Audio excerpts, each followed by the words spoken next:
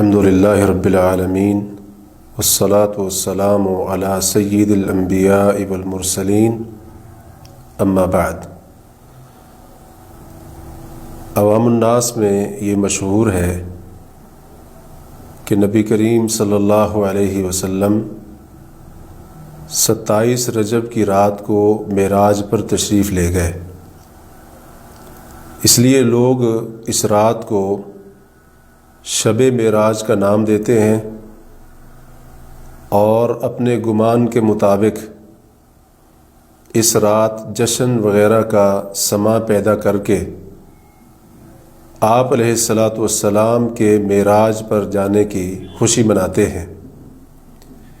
اسی طرح اس رات کو عبادت، نوافل اور ثواب کی نیت سے جاگنے کا اہتمام بھی ہوتا ہے اور اس کے اوپر بڑی فضیلت بیان کی جاتی ہے، اور 27 رجب کے دن کو روزہ رکھنے کا بھی خصوصی اہتمام کیا جاتا ہے اور اس کے اوپر بڑا اجر و ثواب ذکر کیا جاتا ہے۔ حقیقت یہ ہے کہ یہ ساری کی ساری چیزیں من گھڑت ہیں،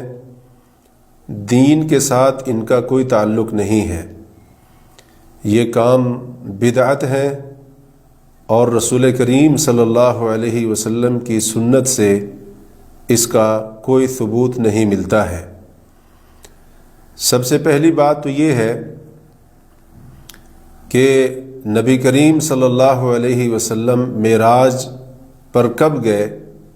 اس کے بارے میں مختلف روایتیں ہیں، اس لیے 27 رجب کی رات کو یقینی طور پر شب معراج نہیں کہا جا سکتا ہے۔ اس سے ہم اندازہ لگا سکتے ہیں کہ اگر یہ کوئی مخصوص رات ہوتی اور اس کے کچھ خاص احکام یا اس میں کوئی خاص عبادات ہوتی تو یقیناً اس کی تاریخ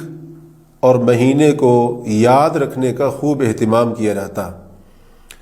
تو اس کی تاریخ کا محفوظ نہ ہونا اس بات کی دلیل ہے کہ اس رات کو یہ جو اہتمام کیا جاتا ہے دین کے ساتھ اس کا کوئی تعلق نہیں ہے۔ دوسری بات یہ ہے کہ اگر 27 رجب کی رات کو شب معراج تسلیم کر بھی لیا جائے تو رسول اللہ صلی اللہ علیہ وسلم اور صحابہ کرام کی زندگی میں یہ رات کئی مرتبہ آئی، لیکن اللہ کے رسول علیہ الصلاۃ والسلام نے اور صحابہ کرام میں سے کسی نے اس رات کو جشن، عبادت کا اہتمام وغیرہ یہ کوئی کام، کوئی عمل نہیں کیا ہے۔ اگر یہ عبادت کی رات تھی اور اگر اس موقع کے اوپر وہ سب کرنا چاہیے تھا جو آج کے مسلمان کرتے ہیں تو یقیناً اللہ کے رسول صلی اللہ علیہ وسلم ضرور ایسا کرتے یا آپ کے صحابہ ضرور اس کے اوپر عمل کرتے۔ اب اگر کوئی شخص یہ کہے کہ ٹھیک ہے، ہم نے تسلیم کر لیا کہ نبی صلی اللہ علیہ وسلم اور صحابہ کرام نے اس موقع کے اوپر ان اعمال میں سے کوئی عمل نہیں کیا جو آج کیے جاتے ہیں، لیکن اگر کوئی کر لیتا ہے تو آخر حرج کیا ہے؟ اچھا کام کر رہا ہے، ثواب کا کام کر رہا ہے۔ اس کا جواب یہ ہے کہ اس میں حرج یہ ہے کہ صاحب معراج کی مخالفت ہو جائے گی، کیونکہ نبی کریم صلی اللہ علیہ وسلم نے اپنی مرضی سے کسی رات کو نوافل، عبادت اور قیام کے لیے خاص کر لینے سے اور اسی طریقے سے کسی دن کو روزہ رکھنے کے لیے خاص کر لینے سے نبی صلی اللہ علیہ وسلم نے منع فرمایا ہے۔ صحیح مسلم میں آپ کا فرمان ہے، لا تختصوا لیلۃ الجمعۃ بقیام من بین اللیالی، کہ دوسری راتوں میں سے یا دوسری راتوں کو چھوڑ کر صرف جمعہ کی رات کو قیام کے ساتھ خاص مت کرو۔ ولا تختصوا یوم الجمعۃ بصوم من بین الایام، دوسرے دنوں میں سے یا دوسرے دنوں کو چھوڑ کر جمعہ کے دن کو روزہ رکھنے کے لیے خاص نہ کرو۔ نبی صلی اللہ علیہ وسلم نے اس چیز سے ہمیں منع فرمایا ہے،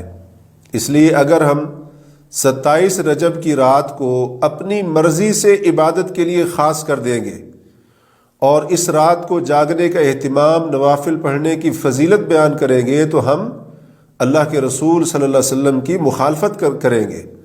اور اسی طریقے سے اگر ہم نے 27 رجب کے دن کے روزے کو خاص کر دیا اور اس کی پھر فضیلت اور بڑا اجر بھی بیان کیا تو ہم نے نبی کریم علیہ الصلاۃ والسلام کی سنت اور آپ کی شریعت کی مخالفت کر دی۔ اللہ تعالی ہمیں سمجھنے کے ساتھ ساتھ عمل کرنے کی توفیق عطا فرمائے۔